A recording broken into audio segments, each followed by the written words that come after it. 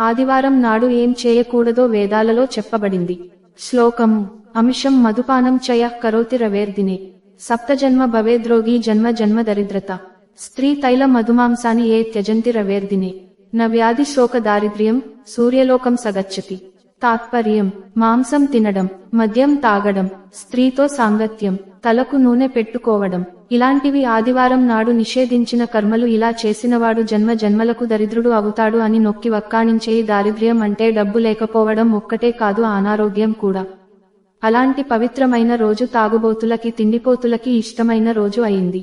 మన సనాతన ధర్మంలో పురాణ ఇతిహాసాల్లో ఏ రోజుకి ఇవ్వని ప్రాధాన్యత ఆదివారానికి ఇచ్చారు.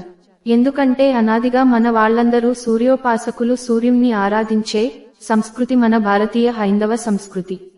అందుకే మనకొచ్చే ముఖ్యమైన పండుగలన్నీ కూడా సౌరమానం అంటే సూర్యుని ఆధారంగానే వస్తాయి. ప్రాతఃకాలంలో నిద్రలేచి సూర్య నమస్కారాలు, సంధ్యావందనాలు లాంటి హిందుకర్మలు సూర్యుణ్ణి ఆరాధించే పద్ధతిలో ముఖ్యమైనవి. ఇలాంటి ఆదివారం మనకి చాలా పవిత్రమైన రోజు. అలాంటి ఆదివారాన్ని వీకెండ్ పేరుతో ఆదివారం సెలవు అనే పేరుతో అపవిత్రపాలు చేశారు. యాస్టరిస్క్: మనది భిన్నత్వంలో ఏకత్వం అనే సంస్కృతి అందరికీ తెలుసు. ఎన్ని ఆచారాలు సంస్కృతులు భిన్నంగా ఉన్న మన అందరిది హిందూ ధర్మమే అనే ఏకత్వాన్ని తెలిపేది మన హైందవ సంస్కృతి.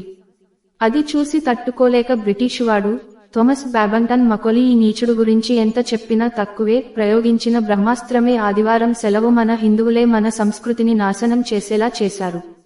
మన హిందువులు ఆదివారాన్ని పరమ పవిత్రంగా భావించే వారు. ఆ రోజు జీవహింస చేసి మాంసాన్ని తినేవారు కాదు, మద్యాన్ని తాగేవారు కాదు. కాని ఇప్పుడు సీనంతా రివర్స్ అయింది. ఓం నమో ఆదిత్యాయ నమః. సర్వే జనా సుఖినో భవంతు.